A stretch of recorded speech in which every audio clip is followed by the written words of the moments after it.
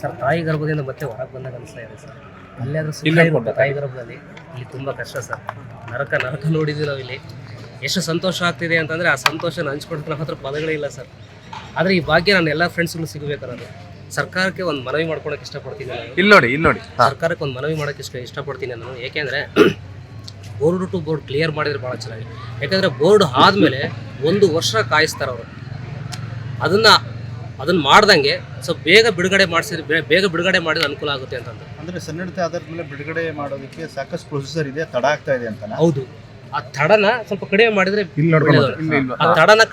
ಒಳ್ಳೇದು ಅಂತ ನನ್ನ ಅಭಿಪ್ರಾಯ. ಈ 1 ವರ್ಷದ ಹಿಂದೆ ನೀವು ಅಂದ್ರೆ ನಿಮಗೆ ಇದಾಗಿತ್ತು, ಬಟ್ 1 ವರ್ಷ ತಡವಾಗಿ ನೀವು ರಿಲೀಸ್ ಆಗ್ತೀವಿ ಸರ್. 2023 ಜುಲೈ 18ಕ್ಕೆ ನಮಗೆ ಬೋರ್ಡ್ ಆಗುತ್ತೆ ಸರ್. ಎಲಿಜಿಬಲ್ ಇದ್ದೀರಾ, ನಿಮ್ಮನ್ನು ಬಿಡುಗಡೆ ಮಾಡ್ತೀವಿ ಅಂತಂದು ತಗೊಳ್ತಾರೆ. ಆದರೆ ಈಗ ಬಿಟ್ಟಿದ್ದಾರೆ 2024 9ನೇ ತಾರೀಕು ಬಿಡ್ತಾ ಇದ್ದಾರೆ ನಮ್ಮನ್ನು.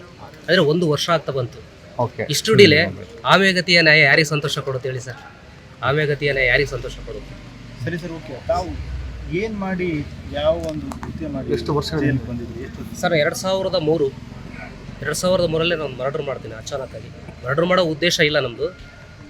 ಒಬ್ಬ ಇಂಜಿನಿಯರು ನಮ್ಮ ತಂದೆಗೆ ಕಮಿಷನ್ ವಿಚಾರವಾಗಿ ಗೊತ್ತಲ್ಲ, ಇಂಜಿನಿಯರ್ ಪರ್ಸೆಂಟೇಜ್ಗಳು, ಆ ವಿಚಾರವಾಗಿ ನಮ್ಮ ತಂದೆ ಹತ್ರ ಲಂಚದ ವಿಚಾರವಾಗಿ ಆಫೀಸಲ್ಲೇ ನಮ್ಮ ತಂದೆ ಹೊಡಿತಾರೆ ಅವರು.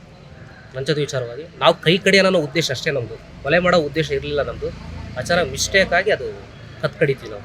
ಆಯ್ತು ಸರ್, ಈಗ ಆ ಕ್ಷಣಕ್ಕೆ ಕೋಪ ಇಲ್ಲ ಆಯ್ತು, ಆ ಕ್ಷಣಕ್ಕೆ ಈ ರೀತಿ ಆಗೋಯ್ತು. ಸೊ ಇವತ್ತು ಸಾಕಷ್ಟು ಕ್ರೈಮ್ ಆಗ್ತಿದ್ದಾವೆ. ಸೊ ಅಂಥವ್ರಿಗೆ ನೀವು ಇವತ್ತು ಜೈಲಿನ ಜೀವನ ಅನುಭವಿಸಿದ್ದೀರಾ. ಹೊರಗಡೆ ಏನು ಕ್ರೈಮ್ ಮಾಡಬೇಕು ಅಥವಾ ಮಾಡ್ತೀನಿ ಏನೋ ಅಂತ ಏನು ಹೆಚ್ಚಾಗ್ತಾ ಇದೆ, ಸೊ ಅಂಥವ್ರಿಗೆ ಏನು ಹೇಳ್ತೀರಾ ನೀವು? ಏನು ಸಂದೇಶ? ಯಾರಿಗೋಸ್ಕರನೂ ಯಾರು ಜೀವನನ ಹಾಳು ಮಾಡ್ಕೋಬಾರ್ದು.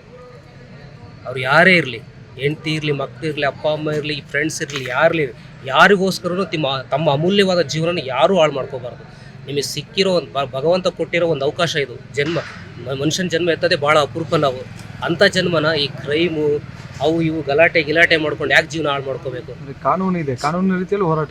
ಕಾನೂನಿದೆ.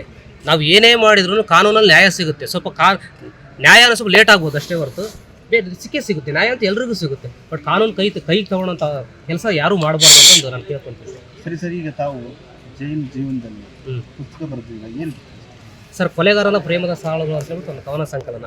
ಕೊಲೆಗಾರನ ಪ್ರೇಮದ ಸಾಲುಗಳು, ಇಲ್ಲಿ ನೋಡ್ಕೊಂಡು ಹೇಳಿ ಸರ್. ಕೊಲೆಗಾರನ ಪ್ರೇಮದ ಸಾಲುಗಳು ಅಂತ ಒಂದು ಕವನ ಸಂಕಲನ ಬಂದಿದೆ ಸರ್. ಏನು ವಿಚಾರ ಇದೆ ಆ ಬುಕ್?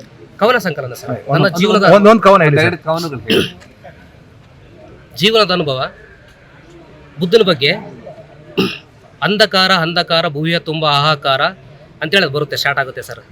ಅದನ್ನ ಇಲ್ಲ ಆ ಥರ ಕವನ ಸ್ಟಾರ್ಟ್ ಆಗುತ್ತೆ. ನನ್ನ ಜೀವನದ ಬಗ್ಗೆ ಸಾಕಷ್ಟು ಕವನಗಳಿದೆ ಸರ್. ಅಣ್ಣ, ಕವನದ ಒಂದು ಬುಕ್ ತಂದು ಕೊಟ್ಟರೆ ಚೆನ್ನಾಗಿರುತ್ತೆ, ಕೊಡ್ತೀನಿ ನಾನು ನಿಮಗೆ. ಅಂದರೆ ನೀವು ಜೈಲಲ್ಲಿ ಕುತ್ಕೊಂಡೇ ಬರ್ತಿದ್ದು? ಹೌದು ಸರ್. ಈಗ ಇನ್ನೂ ಜೀವಂತವಿದೆ ಸಾಯಿಸಿ ಅಂತ ಹೇಳ್ಬಿಟ್ಟು ಒಂದು ಕಥಾ ಸಂಕಲನ ಸ್ಟಾರ್ಟ್ ಮಾಡಿದ್ದೀನಿ. ಅದನ್ನು ಇಷ್ಟಾಗಿ ಬಿಡುಗಡೆ ಮಾಡ್ತೀವಿ, ಹೊರಗಡೆ ಹೋಗಿ ಬಿಡುಗಡೆ ಮಾಡ್ತೀವಿ. ಕೊಲೆಗಾರನ ಪ್ರೇಮದ ಸಾಲುಗಳು. ನಿಮ್ಮ ಲವ್ ಸ್ಟೋರಿನೇ ಇದ್ದಂಗೆ. ಹೌದು, ಏನು ಹೇಳಿ, ಲವ್ ಸ್ಟೋರಿ ಬಗ್ಗೆ ಹೇಳಿ. ಇಲ್ಲ, ನನ್ನ ಜೀವನ ಹೆಂಗೆ ಸ್ಟಾರ್ಟ್ ಆಯಿತು, ನಾನು ಯಾಕೆ ಕೊಲೆ ಮಾಡಬೇಕಾಯ್ತು, ಮತ್ತು ಜೀವನದಲ್ಲಿ ಯಾಕೆ ತಪ್ಪು ನಿರ್ಣಯಗಳನ್ನ ತಗೊಂಡೆ ನಾನು ಅಂತ ಹೇಳ್ಬಿಟ್ಟು ಆ ಥರ ಬರ್ಕೊತ ಹೋಗ್ತಾ ಇದ್ದೀನಿ ನಾನು. ಎಲ್ಲ ನನ್ನ ಅನುಭವಗಳು ಅದನ್ನು ಬರ್ಕೊಂಡು ಹೋಗಿದ್ದೀನಿ ಸರ್. ಕೊಲೆಗಾರನ ಪ್ರೇಮದ ಸಾಲುಗಳು, ಮರಣದಂಡನೆ ಕೈದಿಯ ಅದ್ಭುತ ಸಾಲುಗಳು ಅಂತೇಳಿ ಟೈಟಲ್ ಕೊಟ್ಬಿಟ್ಟು ಬರೆದಿದ್ವಿ. ಎಲ್ಲರೂ ಅದಕ್ಕೆ ನಮ್ಮ ಜೈಲಿನ ಅಧಿಕಾರಿಗಳು ತುಂಬ ಸಹಕಾರ ಕೊಟ್ಟರು. ಲತಾ ಮೇಡಮ್ ಇರ್ಬೋದು, ಸಹಾಯಕ ಅಧೀಕ್ಷಕರಾದ ಅಂಬರೀಶ್ ಪೂಜಾರಿ ಸರ್ ಇರ್ಬೋದು. ಅದು ನನ್ನಲ್ಲಿರೋ ಕಲೆನ ಗುರುತಿದ್ದು ಡಾಕ್ಟರ್ ಪಿ ರಂಗನಾಥ್ ಸರ್. ಈಗ ಗುಲ್ಬರ್ಗ ಜೈಲಲ್ಲಿ ವರ್ಕ್ ಮಾಡ್ತಿದ್ದಾರೆ ಅವರು. ನಿನ್ನಲ್ಲಿ ಒಬ್ಬ ಬರಹಗಾರ ಇದ್ದಾನೆ, ಆ ಬರಹಗಾರನ ಹೊರಗೆ ತೆಗಿಯಪ್ಪ ಅಂತ ಹೇಳ್ಬಿಟ್ಟಿದ್ದು ಡಾಕ್ಟರ್ ಪಿ ರಂಗನಾಥ್ ಸರ್, ಮುಖ್ಯ ಅಧೀಕ್ಷಕರಾದ ಡಾಕ್ಟರ್ ಪಿ ರಂಗನಾಥ್ ಸಾಹೇಬರು. ಅವ್ರಿಗೆ ಯಾವಾಗಲೂ ನಾನು ಚಿರಋಣಿ ಆಗಿರ್ತೀನಿ.